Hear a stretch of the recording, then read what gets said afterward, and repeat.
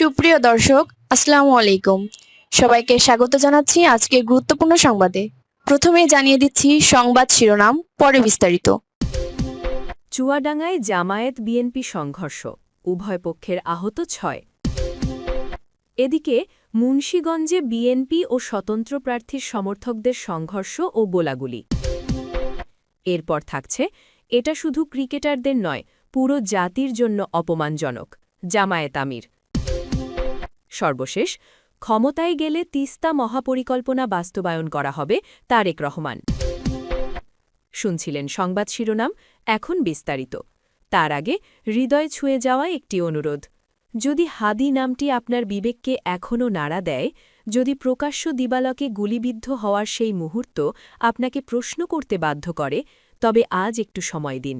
কমেন্টে শুধু লিখুন, হাদি হত্যার বিচার চাই।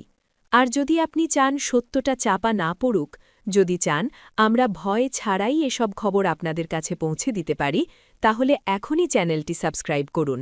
সাবস্ক্রাইব মানে শুধু একটি বাটন চাপা নয়, এটি অন্যায়ের বিরুদ্ধে সত্যের পাশে দাঁড়ানোর অঙ্গীকার। চলুন নীরব না থেকে বিস্তারিত জেনে নিই। চুয়াডাঙ্গায় জামায়াত বিএনপি সংঘর্ষ, উভয় পক্ষের আহত ৬। চুয়াডাঙ্গা ২ আসনের বেগামপুর ইউনিয়নের উজলপুর গ্রামে জামায়াতে ইসলামী ও বিএনপির নেতাকর্মীদের মধ্যে ধাওয়া পাল্টা ধাওয়ার ঘটনা ঘটেছে। এতে উভয় পক্ষের অন্তত ৬ জন আহত হওয়ার অভিযোগ পাওয়া গেছে। সংঘর্ষের সময় ২ দলেরই নির্বাচনী অফিস ভাঙচুর করা হয়েছে বলে দাবি করা হলেও এ নিয়ে পরস্পর বিরোধী বক্তব্য দিয়েছে সংশ্লিষ্ট পক্ষগুলো। গতকাল শুক্রবার রাত আনুমানিক ৯টার দিকে এ ঘটনা ঘটে। সংঘর্ষের পর এলাকায় উত্তেজনা ছড়িয়ে পড়লে পুলিশ দ্রুত ঘটনাস্থলে পৌঁছে পরিস্থিতি নিয়ন্ত্রণে আনে। জামায়াতে ইসলামীর পক্ষ থেকে জানানো হয়েছে, আহত ২ নেতা হলেন দামুরহুদা উপজেলার দর্শনা পৌর ১ নম্বর ওয়ার্ড জামায়াতে ইসলামীর সেক্রেটারি মেহেদি হাসান ৩২ বছর এবং দর্শনা পৌর শ্রমিক কল্যাণ সেক্রেটারি হাসান তারেক ২৭ বছর। তারা রাতেই চুয়াডাঙ্গা সদর হাসপাতালে প্রাথমিক চিকিৎসা গ্রহণ করেছেন। অপরদিকে বিএনপির পক্ষ থেকে আহত ৩ জন সমর্থকের নাম জানানো হয়েছে। তারা হলেন স্থানীয় বাসিন্দা মুজিবুর রহমান, জোনায়েদ হোসেন ও আশিক। এ বিষয়ে বেগামপুর ইউনিয়নের জামায়াতে ইসলামীর আমির মোশাররফ হোসেন বলেন, শুক্রবার রাতে বিএনপির নেতাকর্মীরা মিছিল করছিলেন। আমাদের উজলপুর নির্বাচনী অফিসের সামনে এসে কয়েকজন বিএনপির সমর্থক মদ্যপান এবং অর্ধ উলঙ্গ অবস্থায় নাচানাচি ও মাতলামি করছিলেন। এ সময় আমাদের নেতাকর্মীরা প্রতিবাদ করায় তারা চড়াও হন। এরপরই আমি সহ আমাদের দায়িত্বশীলরা খবর পেয়ে ঘটনাস্থলে পৌঁছলে তারা আমাদের ওপরেও চড়াও হন এবং আমাদের দুজনকে বেধড়ক মারধর করেন। এছাড়া আমাদের উজলপুর জামায়াতে ইসলামীর নির্বাচনী অফিসের চেয়ার ভাঙচুর করেন তারা। পরে আহত দুজনকে স্থানীয়ভাবে প্রাথমিক চিকিৎসা শেষে চুয়াডাঙ্গা সদর হাসপাতালে পাঠানো হয়। এছাড়া বিএনপির অফিস ভাঙচুরের অভিযোগ মিথ্যা বলে দাবি করেন তিনি। দর্শনা থানা বিএনপির দপ্তর সম্পাদক আসলাম হোসেন বলেন, রাতে আমার নেতৃত্বে একটি শান্তপূর্ণ মিছিল বের হয়।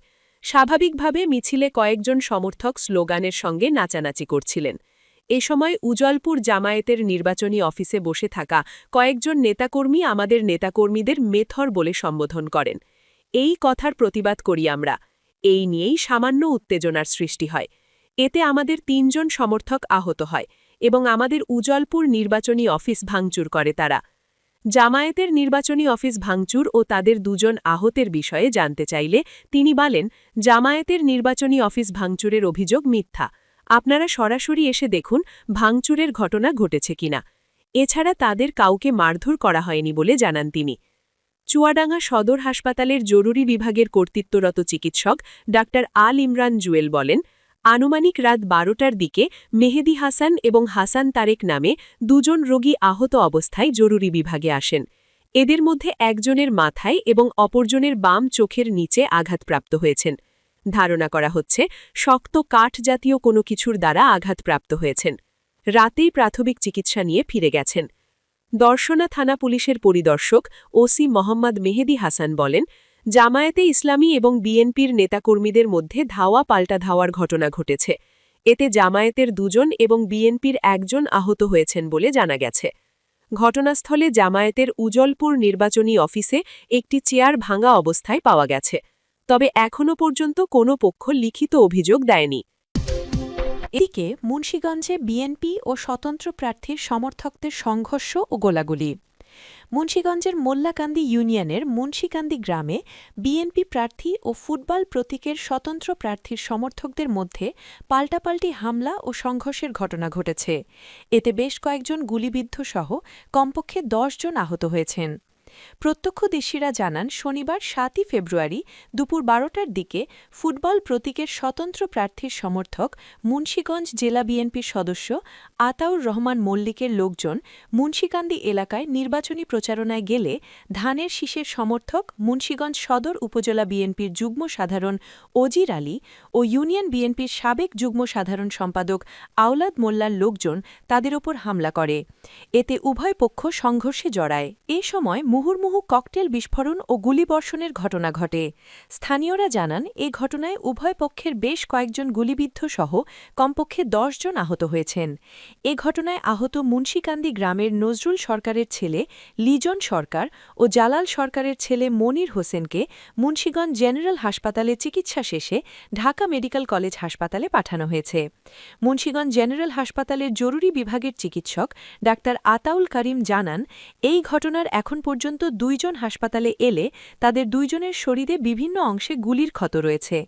প্রাথমিক চিকিৎসা দিয়ে ঢাকা মেডিকেল কলেজ হাসপাতালে পাঠানো হয়েছে। এ বিষয়ে মুন্সিগঞ্জ সদর থানার ওসি মমিনুল ইসলাম জানান, ওই দুই পক্ষের মধ্যে আধিপত্য বিস্তার নিয়ে পূর্ব থেকেই বিরোধ ছিল। পূর্ব বিরোধ এবং নির্বাচন কেন্দ্রিক বিভাজন নিয়ে এই হামলা ও সংঘর্ষের ঘটনা ঘটেছে। এতে কয়েকজন আহত হয়েছে। ঘটনার সংবাদ পেয়ে এলাকায় অতিরিক্ত পুলিশ প্রেরণ করা হয়েছে। বর্তমানে পরিস্থিতি স্বাভাবিক রয়েছে। সর্বশেষ, এটা শুধু ক্রিকেটারদের নয়, পুরো জাতির জন্য অপমানজনক। জামায়াত আমির। টি-20 বিশ্বকাপ শুরু হলেও আন্তর্জাতিক ক্রিকেটের এই মহোৎসবে বাংলাদেশের অনুপস্থিতিতে তীব্র ক্ষোভ প্রকাশ করেছেন জামায়াতে ইসলামীর আমির ডা. শফিকুর রহমান। তিনি বলেছেন, আন্তর্জাতিক মঞ্চে বাংলাদেশের এই অনুপস্থিতি শুধু ক্রিকেটারদের জন্য নয়, বরং পুরো জাতির জন্য অপমানজনক। শনিবার নিজের ভেরিফাইড ফেসবুক পেজে দেওয়া এক পোস্টে জামায়াত আমির এসব কথা বলেন। ডা. শফিকুর রহমান তার পোস্টে বলেন, আইসিসি টি-20 বিশ্বকাপের মতো বড় আসর শুরু হবার দিনে স্বাভাবিকভাবেই দেশের মানুষের চোখ থাকার কথা ছিল টিভি পর্দায়। টাইগারদের মাঠের লড়াই আর লাল সবুজের উল্লাস দেখার অপেক্ষায় থাকার কথা ছিল কোটি ক্রিকেট প্রেমীর।